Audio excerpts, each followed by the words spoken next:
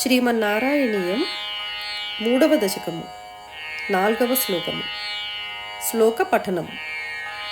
మునిప్రౌఢారూఢా జగతి ఖలు గూఢాత్మగతయో భవత్పాదాంభోజ స్మరణ విరుజో నారదముఖాః చరంతీశస్వైరం సతత పరినిర్భాతపరచిత్ సదానందాద్వైత ప్రసర పరిమగ్నాః కిమపరం. శ్లోక పారాయణం. మునిప్రౌఢారూఢా జగతి ఖలు గూఢాత్మగతయో భవత్పాదాంభోజ స్మరణ విరుజో నారదముఖాః చరంతి సస్వైరం సతత పరినిర్భాతపరచిత్ సదానందాద్వైత ప్రసర పరిమగ్నాః కిమపరం.